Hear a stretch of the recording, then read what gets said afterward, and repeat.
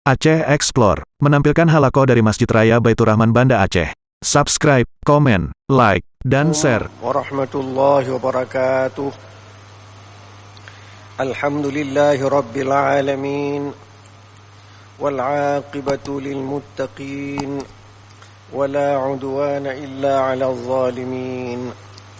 Ashhadu an la ilaha illallah rabbul alamin. وأشهد أن سيدنا محمدا سيد الأنبياء والمرسلين اللهم صل على سيدنا محمد وعلى آله وأصحابه أجمعين عباد الله. Hadirin hadirat peserta halaqah maghrib pada Masjid Raya Baitur Rahman yang kita cintai ini, para pendengar radio Baitur Rahman, para pendengar radio Republik Indonesia Banda Aceh, para pendengar Serambi FM, dan para pendengar radio-radio lainnya yang turut serta menyebarluaskan halaqah maghrib dari Masjid Raya Baitur Rahman Banda Aceh yang kita cintai ini.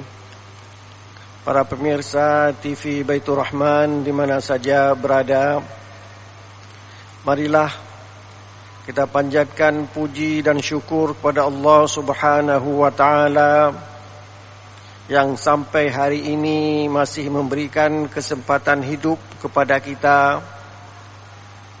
dan telah kita gunakan kesempatan tersebut untuk melaksanakan salat maghrib secara berjamaah, baik di Masjid Raya Baitur Rahman Banda Aceh maupun di masjid-masjid yang lain, di musalla dan menasah yang ada di Aceh ini. Mudah-mudahan ibadah kita yang telah kita kerjakan itu mendapat pahala dari Allah Subhanahu wa taala, sehingga amal saleh kita akan terus bertambah. Apa yang telah kita kerjakan pada tahun 2021 bertambah dengan amal saleh yang baru kita kerjakan pada tahun 2022 ini.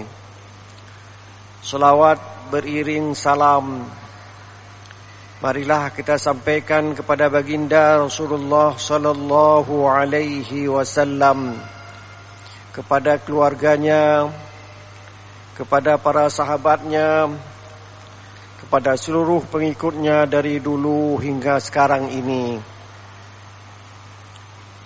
Hadirin hadirat yang dirahmati Allah, tahun 2021 telah meninggalkan kita. Khusus untuk daerah Aceh, kita melihat banyak hal-hal yang perlu kita pikirkan bersama dan bagaimana kita mengatasinya. Misalnya, adanya penjualan sabu-sabu kepada orang-orang yang hidup di Aceh ini. Padahal para ulama telah memutuskan bahwa khamar, sabu-sabu dan hal-hal yang sejenis tidak boleh ada dalam masyarakat Aceh. Tetapi laporan yang kita terima, baik melalui radio, televisi atau koran, hal itu bukan berkurang tapi bertambah lagi. Itu tidak kita salahkan kepada siapa-siapa.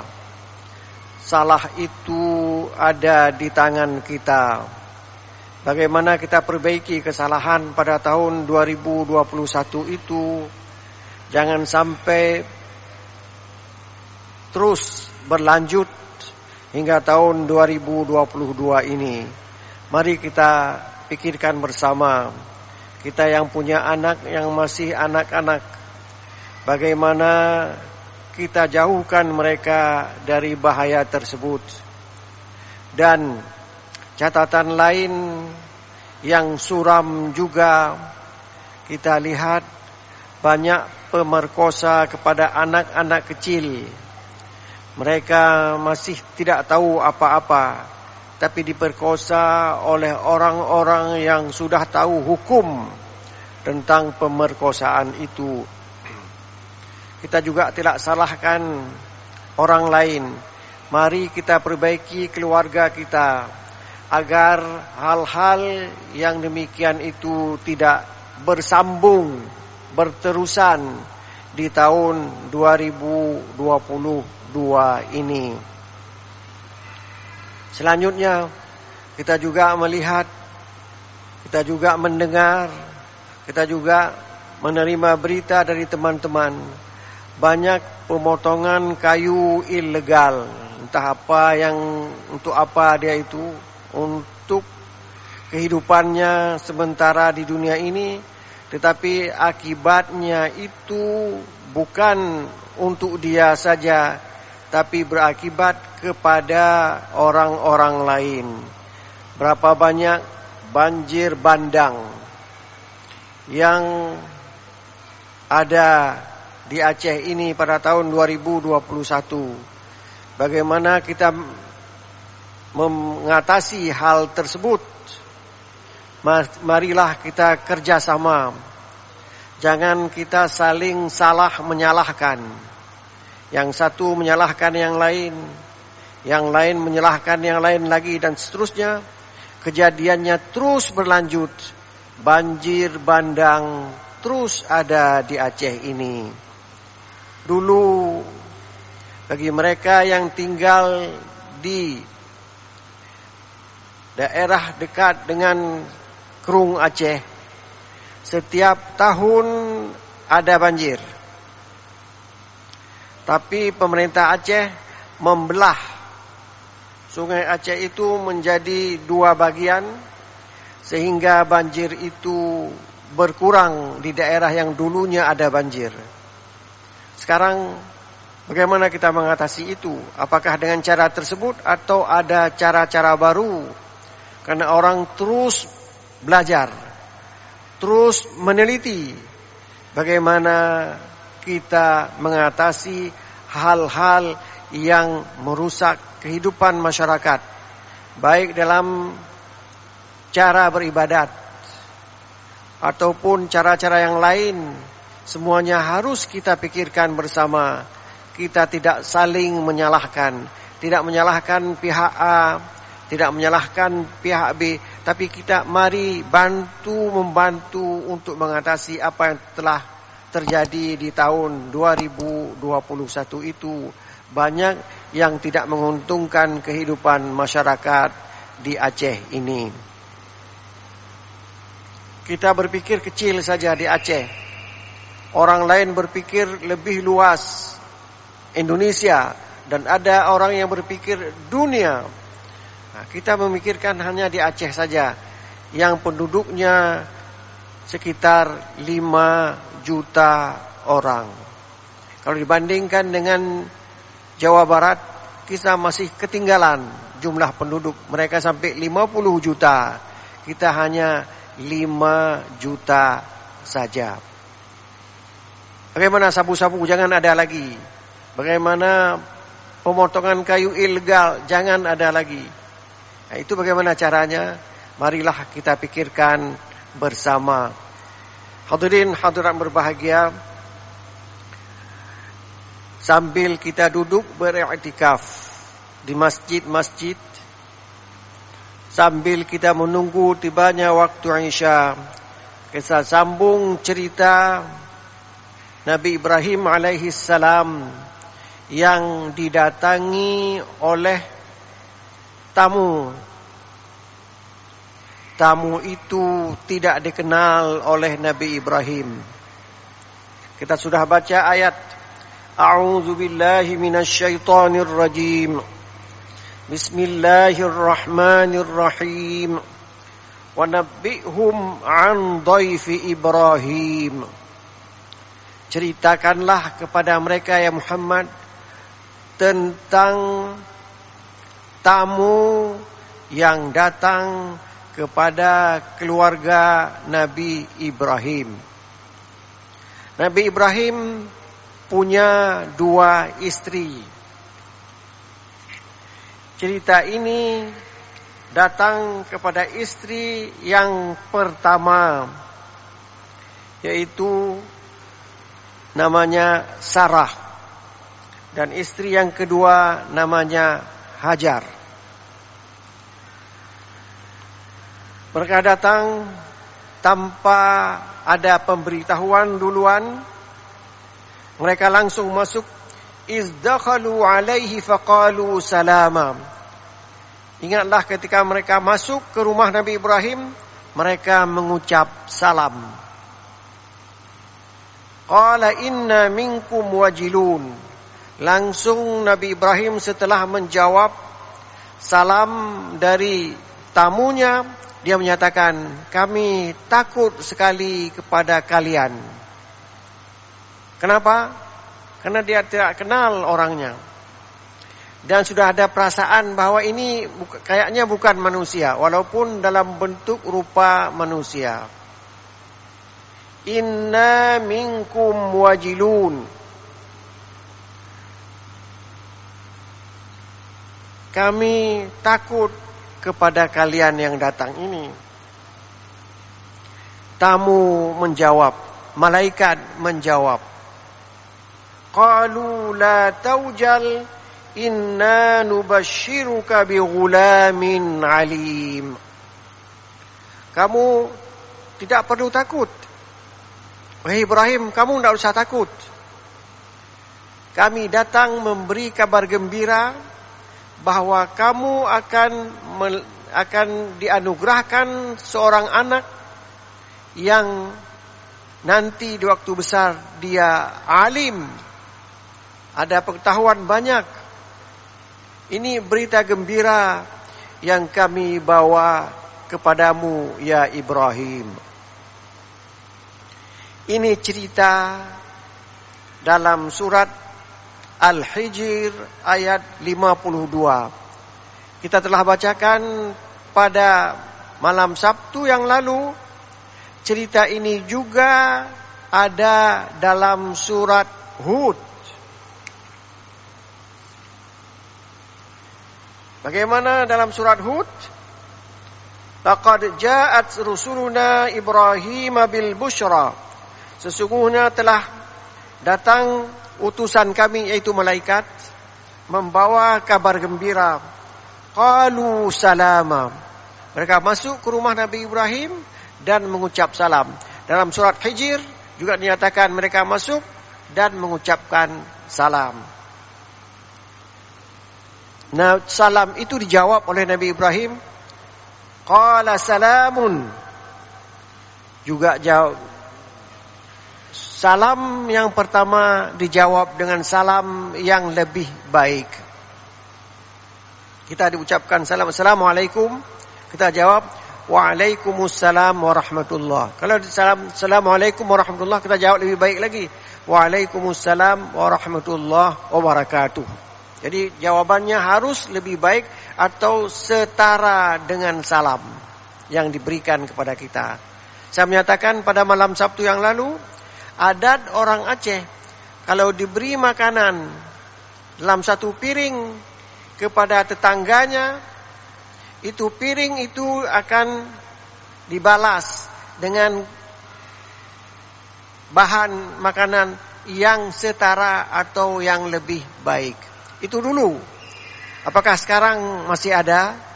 Ini masih perlu kita ajarkan kepada anak-anak kita. Jangan terima saja. Yang penting toh kelun.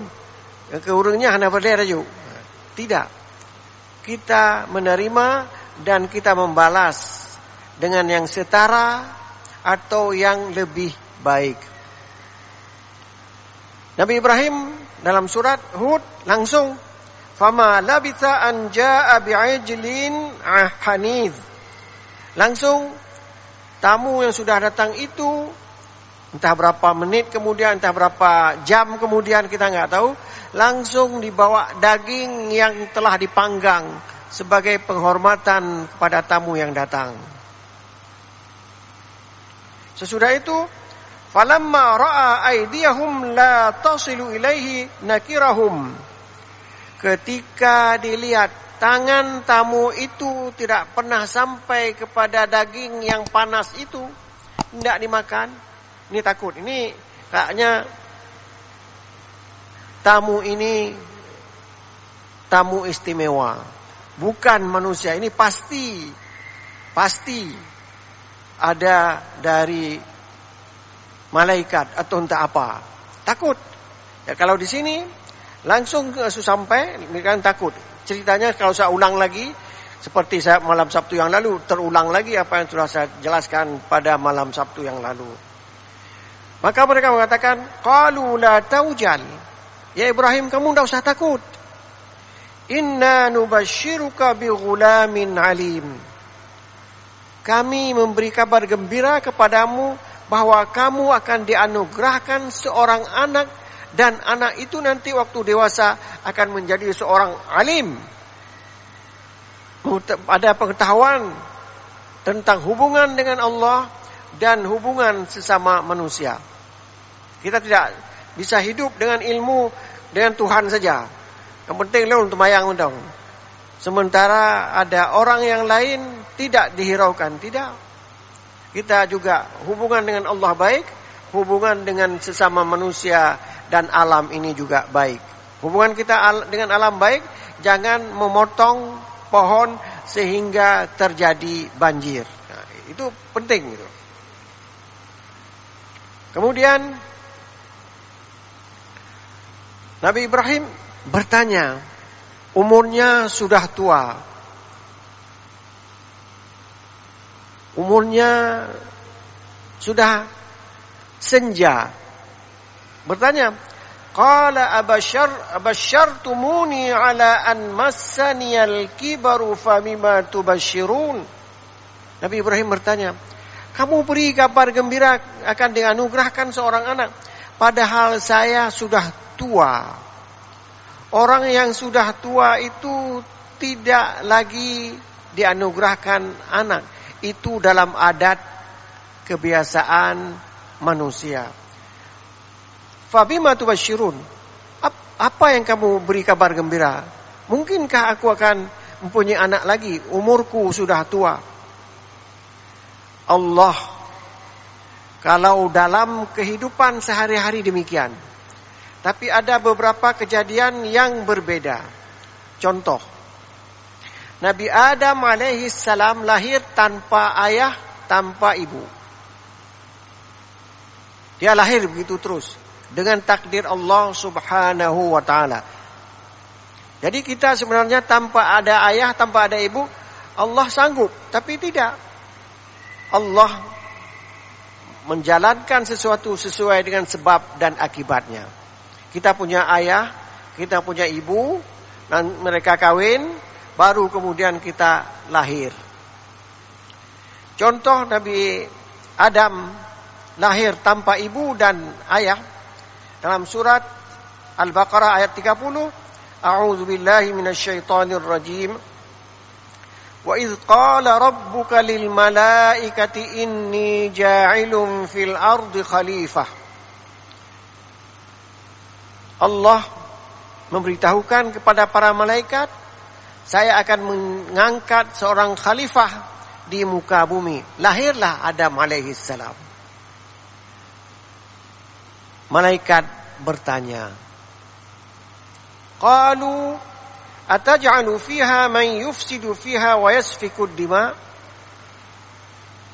Engkau ya Allah mengangkat seorang khalifah pengelola di bumi, padahal dia mungkin nanti akan yufsid, merusak bumi ini, wa yasfiku dima, juga memukul, membunuh orang lain. Jadi mereka itu tidak bisa mengatur. Kamilah yang bisa mengatur. Wa nahnu nusabbihu bihamdik. Kami ini yang selalu bertasbih kepadamu. Wa nuqaddisu lak, dan menyucikanmu. Itu kami yang pantas menjadi khalifah di muka bumi ini. Allah menjawab, qala inni a'lamu ma la ta'lamun. Saya, kata Allah, lebih tahu dari kalian ini. Kamu tidak usah protes. Saya akan melahirkan, menciptakan seorang manusia di muka bumi ini dan akan ada keturunannya tanpa ayah dan tanpa ibu. Itulah Adam alaihissalam. Kemudian Adam tidak mungkin dia hidup sendirian.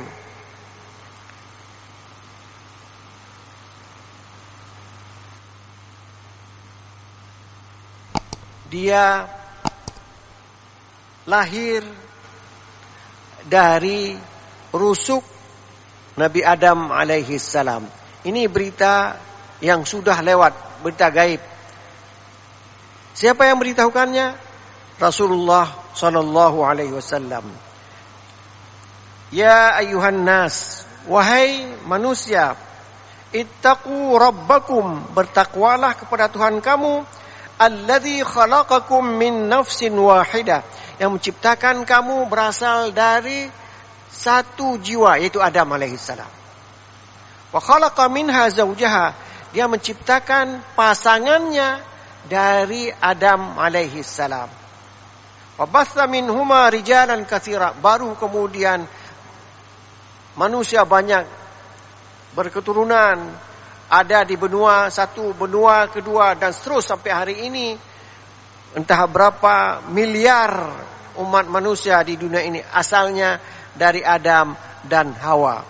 Hawa itu diciptakan dari rusuknya Nabi Adam alaihissalam. Ada hadis yang mengatakan, ini pendapat sebahagian para ulama, mengambil pendapatnya dari sabda Rasulullah sallallahu alaihi wasallam yang berbunyi,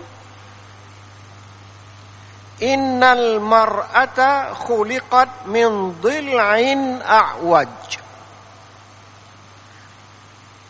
Hawa, istri Nabi Adam, diciptakan dari dhil'in, tulang rusuk yang bengkok. Tulang rusuk kita bengkok semuanya. Tidak ada tulang rusuk kita yang lurus. Kalau lurus susah kita. Beginilah jadinya. Baju kalau kita jahit aneh nanti. Fa'in zahabta tuqimuha kasartaha. Kalau kamu ingin membuat dia lurus, tulang rusuk ini yang lurus, yang bengkok kamu buat jadi lurus, kasartaha, kamu berarti itu sudah memecahnya, sudah membuat tulang rusuk itu hancur. Tulang rusuk tidak ada. Dokter pun hari ini belum ada yang membuat tulang rusuk kita lurus begini. Dia pasti bengkok. Kalau diluruskan, itu berarti kamu mematahkan tulang rusuk itu. Wa in taraktaha, kalau kamu tinggalkan biar dia bengkok. Wa fiha iwajun, di sana ada suatu sifat yang bengkok. Istamta'ta biha, kamu bisa menikmati orang perempuan itu. Jadi perempuan itu sudah demikian dia. Ciptaannya dari tulang rusuk yang bengkok, yang berasal, yang dari mana kita tahu? Dari hadis Rasulullah sallallahu alaihi wasallam. Jadi Nabi Adam tanpa ayah dan ibu. Kalau Nabi Adam seolah-olah ada ayahnya, yaitu Adam alaihi salam. Tidak ada ibu. Tapi kalau yang satu lagi, Siti Maryam, dia itu diciptakan dari seorang, dia melahirkan anak tanpa ada suaminya. Jadi Nabi Isa menurut Quran yang ada hanya ibu saja. Ayahnya tidak ada. Qala innama ana rasulu rabbik. Ketika Maryam sedang duduk di bawah pohon korma, datanglah malaikat kepadanya. Inni rasulu rabbik, ini saya ini utusan dari Tuhanmu ya Maryam. Li ahaba laki ghulaman zakiyya, untuk kami berikan kepada engkau seorang anak. Bagaimana punya anak padahal dia tidak punya suami? Qalat, dia menjawab, anna yakunu li ghulam, bagaimana saya bisa melahirkan seorang anak? Walam yamsasni bashar, satu orang pun laki-laki tidak pernah menyentuh kulitku, apalagi tidur bersamaku. Walam aku baghiya, aku bukanlah wanita yang berbuat serong, tidak. Aku wanita yang suci, menjaga diri daripada orang lain. Tapi bagaimana dia bisa melahirkan seorang anak? Ini kita bicarakan hal-hal yang tidak sesuai dengan adat kebiasaan kita. Kalau kita pasti ada ayah, pasti ada ibu. Nabi Isa punya ibu, sehingga dia dipanggil Isa ibnu Maryam. Isa anak Maryam. Padahal kalau kita tidak pernah kita Muhammad anak Fatimah atau Muhammad anak Zainab. Tidak ada. Pasti Fatimah anak suami dari Zainab itu siapa? Hasan misalnya. Ya Hasan. Nah begitulah kira-kira. Jadi dia hubungan silsilahnya kepada laki-laki. Nabi Isa silsilahnya kepada perempuan. Ini yang hal-hal yang berbeda dalam kehidupan kita hari-hari. Jadi manusia biasanya melahirkan di saat dia masih muda. Laki-laki masih muda, taruhlah misalnya 35 tahun seorang laki-laki. Istrinya taruhlah 32 atau 30 tahun. Itu bisa melahirkan. Karena menstruasi itu ada. Datang bulan itu ada. Tapi ketika sudah tua seperti Nabi Ibrahim dan Sarah, diberitahukan bahwa mereka akan melahirkan seorang anak, ini tidak biasa. Bukan Nabi Ibrahim itu tidak percaya kepada kekuasaan Allah. Tidak. Dalam malam Sabtu yang lalu saya menyatakan, Nabi Ibrahim sudah pernah menyatakan, bagaimana engkau membuat kami hidup lagi di akhirat nanti ya Allah. Kata Allah, ambil 4 ekor burung, cencang semua, letakkan di 4 buah gunung, panggil, datang lagi seperti semula. Itu di dunia ini sudah diperlihatkan kepada Nabi Ibrahim alaihissalam. Jadi dia tidak ragu. Tapi yang menjadi pertanyaannya, bagaimana saya sudah tua, istri saya sudah tua, dianugerahkan lagi seorang anak. Padahal tadi sudah saya bacakan ayat-ayat suci Al-Quranul Karim. Ada orang yang tidak ada ayah dan ibu, Nabi Adam. Ada yang punya ayah saja, Hawa. Ada yang punya ibu saja, Isa. Ada yang ibunya sudah tua, bapaknya sudah tua. Inilah anaknya Nabi Ibrahim pada istrinya yang pertama. Nabi Ibrahim dalam istri yang pertama sudah lama kawin, tapi tidak lahir anak. Sehingga dia kawin dengan istri yang kedua, Hajar, lahir anaknya Ismail alaihissalam. Keturunannya nanti akan menjadi Nabi dalam agama kita, Nabi Muhammad sallallahu alaihi wasallam. Nah, begitu. Sudah? Malaikat mengatakan kepada Nabi Ibrahim alaihissalam, qalu basyarnaka bil haqq. Kami memberi kabar gembira dengan sebenarnya. Kata-kata sebenarnya ini seperti al-mautu haqqun. Waktu ada talqin, Tengku membaca al-mautu haqqun. Kematian itu hak. Tidak bisa dibantah. Bagaimanapun pintar orangnya, sekolahnya kemana-mana, mati itu tetap ada. Dokter yang sudah demikian pintar, dia juga mati. Itu namanya hak. Tidak bisa dibantah oleh siapapun. Kita lahir ke dunia ini, itu kehendak Allah Subhanahu wa ta'ala. Dan mati itu sesuatu yang hak, yang tidak mungkin kita lari dari itu. Bagaimana kaya raya, kita bisa berobat kemana saja, mati juga. Kita tidak bisa lari daripada kematian. Kemana saja kita pergi, mati itu tetap ada.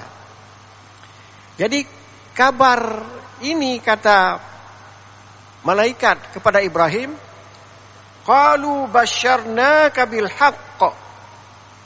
Kami memberi kabar gembira kepadamu dengan sebenarnya. Seperti mati itu kejadian yang sebenarnya, tidak mungkin kita lari. Ini sudah ketentuan Allah. Fala takum minal qanitin. Kamu tidak boleh berputus asa. Apakah Nabi Ibrahim berputus asa? Tidak. Tidak berputus asa karena dia sudah pernah lihat bagaimana kekuasaan Allah dalam menghidupkan burung yang telah dicincang oleh dia. Lantas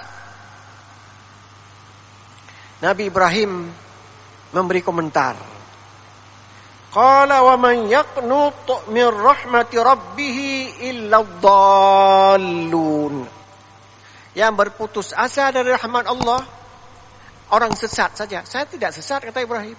Saya tidak berputus asa dari hanya saya mempertanyakan. Umur saya sudah senja, sudah tua. Ada yang mengatakan sudah ada 80 tahun. Istrinya entah masih 70 tahun. Mana mungkin lahir lagi anak? Sementara para malaikat memberitahukan dia akan dianugerahkan seorang anak.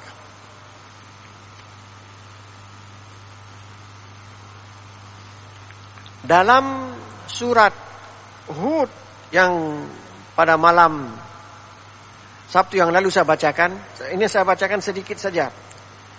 Rupanya istri Nabi Ibrahim yang bernama Sarah mendengar dialog antara Nabi Ibrahim dengan tamunya itu. Karena dia sudah menyuguhkan makanan, tapi tidak dimakan, ini pasti malaikat. Terjadilah dialog. Lantas istri Nabi Ibrahim Sarah di belakang hijab, di belakang tabing, dia beri komentar juga. Apa dia bilang? Ya wailata, celakalah aku ini, aku sudah tua ini. A'alidu wa ana ajuzun, mungkinkah aku melahirkan lagi? Sudah ana ajuz, sudah tua bangka. Wa hadza ba'li syaikhan, suami saja saya sudah lebih tua dari saya. Inna hadza la syai'un ajib, ini suatu yang aneh ini, ajaib ini. Lantas qalu ata'jabina min amrillah, apakah kamu wahai Sarah juga ta'ajjub terhadap kekuasaan Allah, perintah Allah?